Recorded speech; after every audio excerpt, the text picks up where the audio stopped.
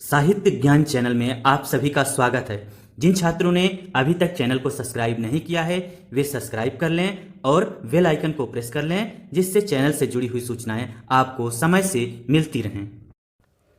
प्यारे छात्रों, आज मैं आपको वसंत भाग 2 का पहला चैप्टर पढ़ाऊंगा, जिसका शीर्षक है हम पंछी उन्मुक्त गगन के। छात्रों, इस कविता के कवि हैं श्री शिवमंगल सिंह सुमन।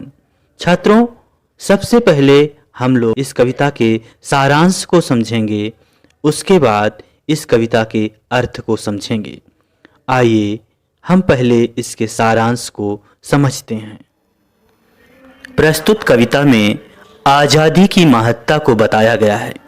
कवि ने पक्षी के माध्यम से आज़ादी को श्रेष्ठ बताया है। पक्षी बंधन रहित आकाश में उड़ते हैं। वे पिंजरे में खुशी के गीत नहीं गा सकते।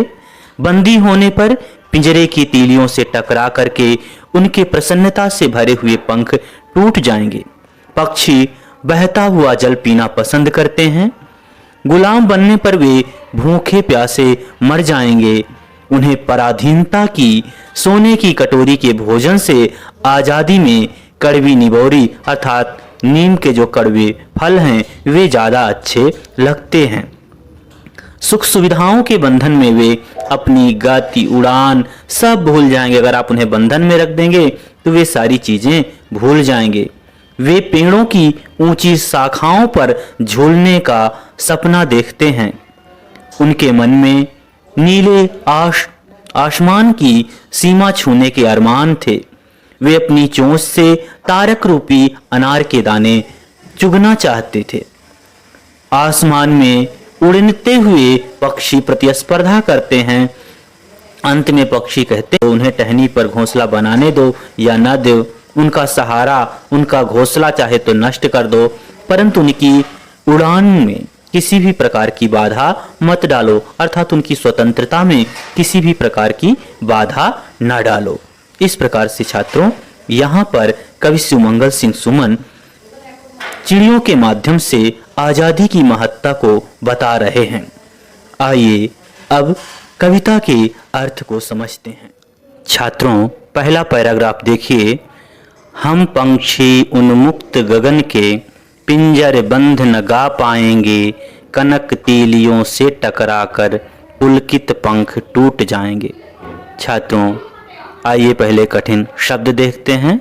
पंछी मतलब होता है पक्षी, उन्मुक्त मतलब होता है आजाद या स्वतंत्र, गगन मतलब आकाश, पिंजर बंध मतलब पिंजरे में बंद, कनक मतलब सोना, पुलकित मतलब प्रसन्नता से भरे हुए आनंदित। छात्रों, यहाँ पर कवि कहते हैं कि जो पक्षी हैं वे क्या कहते हैं कि हम पंछी उन्मुक्त गगन के, हम जो चिड़िया हैं, हम जो पक्षी हैं, इस स्वतंत्र आकाश में उड़ना चाहते हैं। हम इस स्वतंत्र आकाश में विचरण करना चाहते हैं। पिंजर बंध न गा पाएंगे। अगर आप हमें पिंजरे में बंद कर देंगे, अगर हमको पिंजरे के अंदर कैद कर देंगे, तो हम जो भी कलरव करते हैं, जो भी चहचहाते हैं, आवाज निकालते हैं, वे हम बंद कर देंगे, उनको हम नहीं गा पाएंगे, नहीं कह पाएंगे। कनक तीलियों से टकराकर पुलकित पंख टूट जाएंगे। अगर आप हमको सोने के पिंजरे में बंद कर देंगे तो सोने की जो तीलियां हैं, उसकी जो छड़ें हैं, जो पिंजरे की छड़ें हैं, अगर आप हमको कैद कर देंगे तो हम बाहर निकलने की कोशिश करेंगे। तो उससे क्या होगे, जो हमारे ये पंख हैं, जो उड़ने के लिए व्याकुल हैं, पुलकित हैं, प्रसन्न हैं, उड़ना चाहते हैं, हम क्या करेंगे, निकलने का प्रयास करेंगे, तो उससे क्या होगा, हमारे पंख टूट जाएंगे। जैसे कि छात्रों, अगर आपको किसी कमरे में हम बंद कर दें तो क्या होगा, आप बाहर निकलने की कोशिश करेंगे ना।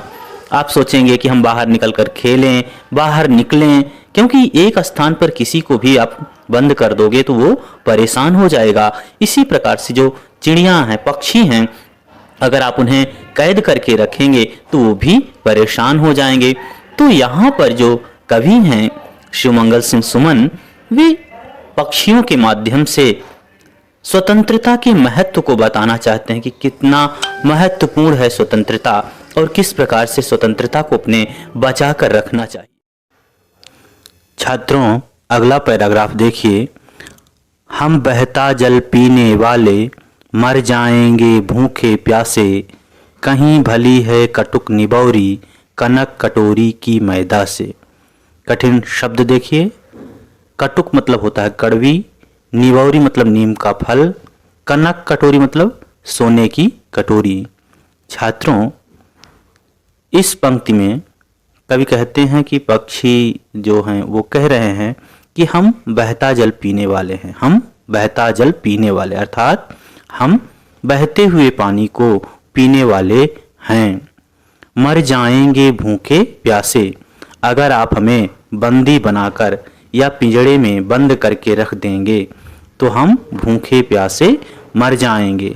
कहीं भली है कटुक निबौरी कनक कटोरी की मैदा से। कहते हैं कि सोने के पिंजड़े में, सोने की कटोरी में अगर तुम हमको पकवान भी दे दोगे, अच्छे अच्छे खाने पीने की चीज़ें भी दे दोगे, तब भी वो हमारे लिए बहुत अच्छी नहीं होगी, बल्कि उससे अच्छा तो हमारे लिए होगा क्या?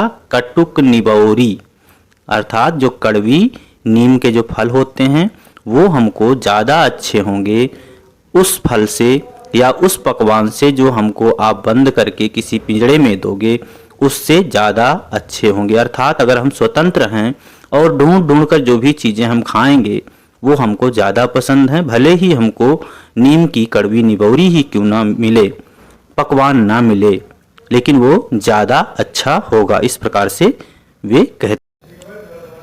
छात्रों, अगली पंक्ति देखिए।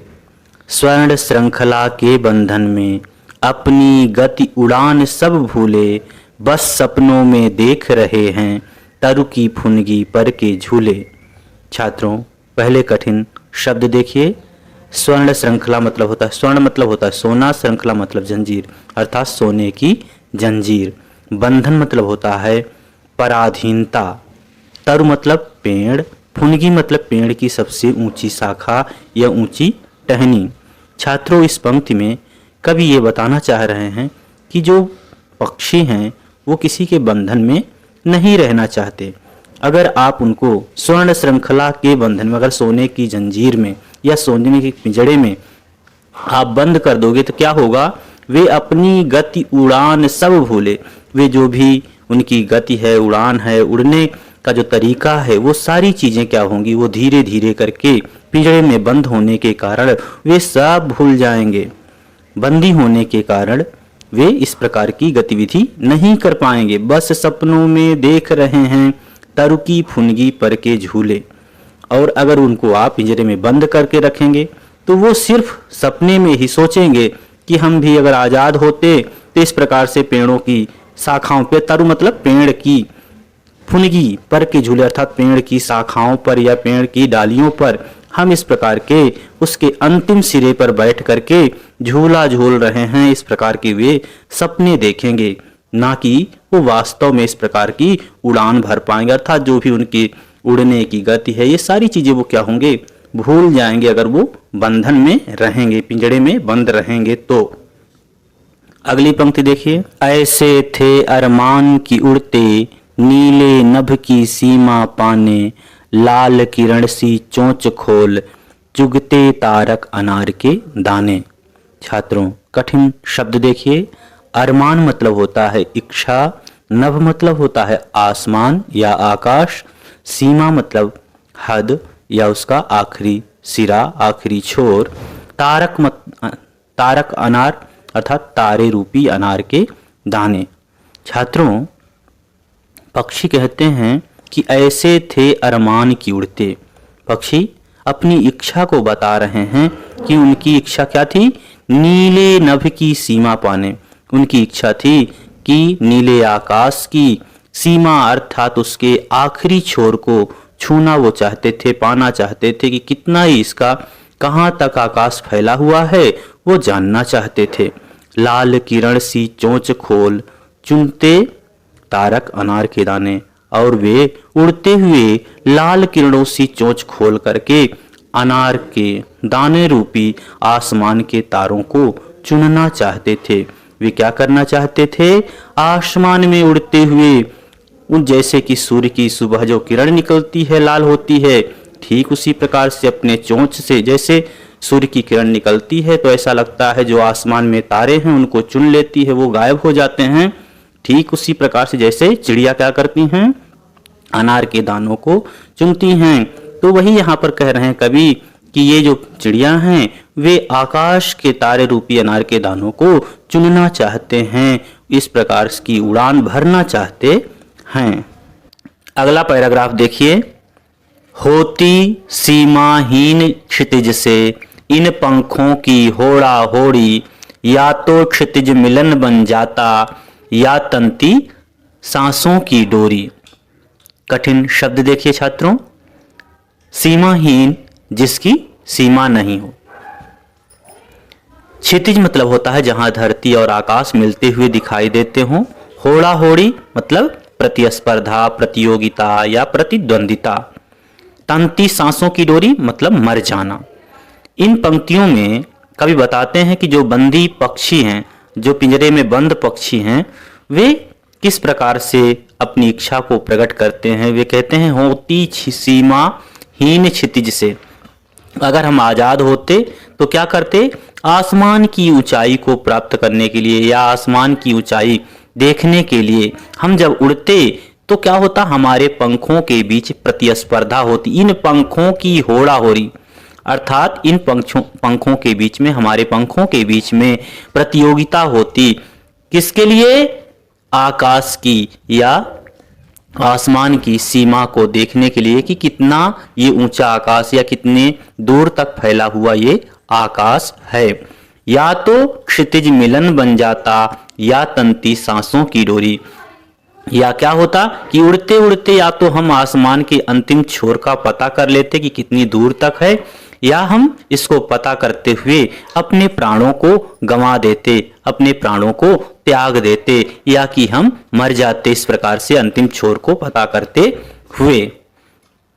अगली पंक्ति देखिए छात्रों। नीड़ न दो चाहे टहनी का, आश्रय छिन्न भिन्न कर डालो, लेकिन पंख दिए हैं तो आकुल उड़ान में विघ्न न डालो। यहां पर कठिन शब्द सबसे पहले आप देख लीजिए। नीड़ मतलब होता है घोंसला, आश्रय मतलब होता है सहारा, छिन्न भिन्न मतलब होता है नष्ट भ्रष्ट कर देना, समाप्त कर देना, आकुल मतलब होता है अधीरता, विघ्न मतलब होता है बाधा। अब छात्रों इसके अर्थ को समझ लीजिए। यहां पर जो पक्षी हैं वे कहते हैं कि नीड़ न दो चाहे टहनी का, चाहे तो हमको पेड़ की जो टहनी है, उसकी शाखाएं हैं, उसकी डालियां हैं, उस पर घोंसले ना बनाने दो। नीड़ मतलब घोंसला, टहनी आप जान ही रहे हो शाखा, तो वही कहते हैं नीड़ न दो चाहे टहनी का, चाहे तो हमको पेड़ की शाखाओं पर घोंसले बनाने ना दो। आश्रय छिन्न भिन्न कर डालो, और हमारे जो भी आश्रय है अर्थात सहारा है, आश्रय मतलब सहारा, तो कहते हैं कि अगर हम इस पर कोई सहारा लेते हैं उसको भी तुम चाहो तो नष्ट कर दो, समाप्त कर दो, तोड़ दो, लेकिन पंख दिए हैं तो आकुल उड़ान में विघ्न न डालो। लेकिन अगर प्रकृति ने हमें पंख दिए हैं, ईश्वर ने हमें पंख दिए हैं, हमको उड़ने की क्षमता प्रदान की है, तो इस प्रकार से हमारे उड़ान में किसी भी प्रकार की विघ्न मत डालो। वैसे ही हम इतने परेशान हैं तो हमारी इस प्रकार की उड़ान में किसी भी प्रकार की आप बाधा मत डालो। छात्रों ये चैप्टर यहीं पर समाप्त होता है। आप चैनल को सब्सक्राइब करें, वीडियो को लाइक करें और अपने साथियों के बीच में शेयर करें। धन्यवाद।